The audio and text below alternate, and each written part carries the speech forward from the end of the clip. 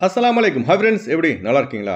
குவைத்திலிருந்து India, இலங்கை மற்ற பிற வெளிநாடுகளுக்கு செல்லும் விமான பயணிகள் எவ்வளவு தினார் தங்க நகைகள், ஆடம்பர பொருட்கள் கொண்டு செல்லலாம் தொடர்பான முக்கிய தகவலை வெளியிட்ட குவைத்தின் director general of civil aviation அந்த நியூஸ் பார்க்க போகிறோம். அடுத்து குவைத்திலிருந்து ஊருக்கு பணம் அனுப்பும் வெளிநாட்டவர்கள் தொடர்பான முக்கிய தகவலை பார்க்க போகிறோம். அடுத்து விமானத்தில் எந்த பொருட்களை எடுத்து செல்லக்கூடாது, இப்படி பல முக்கியமான தகவல் இந்த வீடியோவில் இருக்குது. வீடியோ ஃபுல்லாக பாருங்கள். உங்கள் நண்பர்கள் அனைவருக்கும் கட்டாயமாக இந்த வீடியோ ஷேர் செய்யுங்க.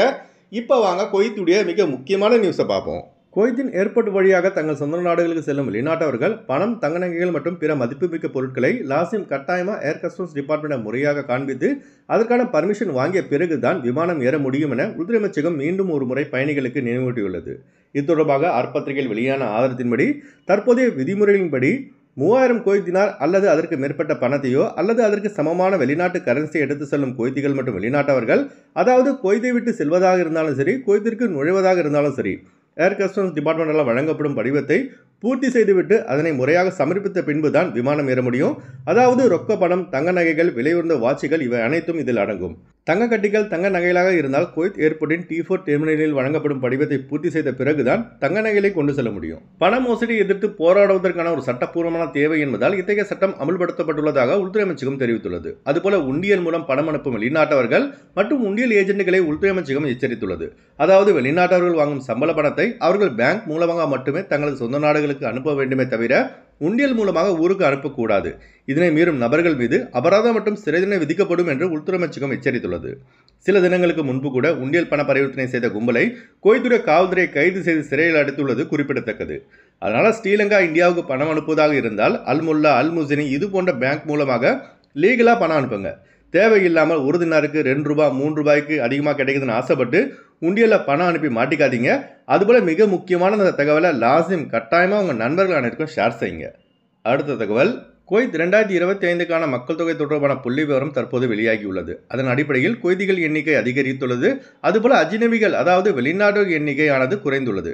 குவைத்திற்கான மத்திய புள்ளி விவர பணியகமான CSB வெளியிட்ட 2025 மக்கள் தொகையின் புள்ளி விவரத்தின்படி மக்கள் தொகையில் குவைத்தில் சதவீதம் அதிகரித்து வருவதாக தெரிவிக்கப்பட்டுள்ளது. அதாவது 2024ஆம் ஆண்டின் தொடக்கத்தில் 15,45,781 இருந்த குவைத்திகள் 1.32% அதிகரித்து தற்போது 15,66,168 அதிகரித்துள்ளார்கள். அதுபோல அஜ்னபிகள் பார்த்தீங்கன்னா 1.56% குறைந்துள்ளார்கள். தொழிலாளர் சந்தத்தில் ஏற்பட்டுள்ள மாற்றங்கள், வெளிநாட்டு தொழிலாளர்கள் தொடர்பான புதிய அரசாங்க கொள்கைகள் மற்றும் பிராந்தியத்தில் ஏற்பட்டுள்ள பொருளாதார மாற்றங்கள் ஆகியவற்றின் விளைவாக வெளிநாட்டின் எண்ணிக்கையில் சரிவு ஏற்பட்டுள்ளதாக அறிக்கையில் தெரிவிக்கப்பட்டுள்ளது. அதுபோல குவைத்துடைய டோட்டல் பாப்புலேஷனும் 0.65% குறைந்துள்ளது. தற்போது குவைத்தின் மக்கள் தொகை பார்த்தீங்கன்னா 48,81,254 என்பது குறிப்பிடத்தக்கது. அடுத்து நம்ம சப்ஸ்கிரைபர் வந்து ஒரு டவுட் கேட்டிருக்காரு. Bro, power bank, lithium battery, portable mobile chargers, அப்புறம் லேப்டாப் இதெல்லாம் பேகேஜில் கொண்டு போகலாமா அல்லது ஹேண்ட் லக்கேஜில் கொண்டு போகலாமான்னு கேட்டிருக்காரு. Power bank, lithium battery, mobile chargers, laptop இதெல்லாம் பார்த்தீங்கன்னா ஹேண்ட் லக்கேஜில் மட்டும்தான் கொண்டு செல்ல முடியும். அதாவது 7 கிலோ ஹேண்ட் லக்கேஜ் தராங்கல்ல, அதில் மட்டும்தான் கொண்டு செல்ல முடியும். அதை விட்டுட்டு பேகேஜில் நீங்கள் இந்த மாதிரியான பொருட்களை கொண்டு செல்லக்கூடாது. பேகேஜில் இருந்து அந்த பொருட்கள் எல்லாம் எடுத்துருவாங்க. அதனால் ஊருக்கு பெட்டி கட்டும் போது இந்த விஷயங்களை எல்லாம் மைண்டில் வச்சுக்கோங்க. அடுத்து வாங்க ஃப்ளைட்டுடைய அப்டேட் பார்ப்போம். குறைந்த கட்டணத்தில் விமான டிக்கெட் எடுக்க விரும்புபவர்கள் ஸ்க்ரீனில் தெரிகிற ஜியா டிராவல்ஸ் நம்பரை கான்டெக்ட் பண்ணிட்டு குறைந்த கட்டணத்தில் விமான டிக்கெட் எடுத்துக்கொள்ளலாம். அதுபோல PCC, மெடிக்கல், ஸ்டாம்பிங், அட்டஸ்டேஷன் இந்த ப்ராசஸும் சேர்த்து தரப்படுகிறது. சென்னை டு குவைத் 15,700 ரூபாய்க்கு ஸ்ரீலங்கா ஏர்லைன்ஸில் ஃப்ளைட் எடுக்கலாம். குவைத் டு சென்னை 24 குவைத் தினாருக்கு சலாம் ஏர்வேஸில் ஃப்ளைட் எடுக்கலாம். திருச்சி டு குவைத் 23,500 ரூபாய்க்கு ஸ்ரீலங்கா ஏர்லைன்ஸில் ஃப்ளைட் எடுக்கலாம்.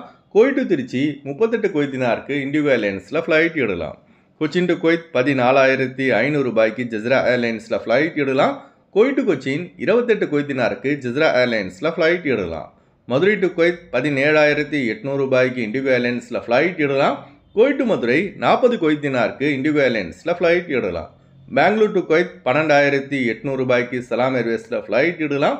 குவைத் டு பெங்களூர் 33 குவைத் தினாருக்கு ஒமான் ஏர்வேஸில் ஃப்ளைட் எடுக்கலாம். கொழும்பு டு குவைத் 48 குவைத் தினாருக்கு எத்திஹாத் ஏர்லைன்ஸில் ஃப்ளைட் எடுக்கலாம். குவைத் டு கொழும்பு 31 குவைத் தினாருக்கு சலாம் ஏர்வேஸில் ஃப்ளைட் எடுக்கலாம். அடுத்து வாங்க குவைத்துடைய தினார் ரேட் பார்ப்போம்.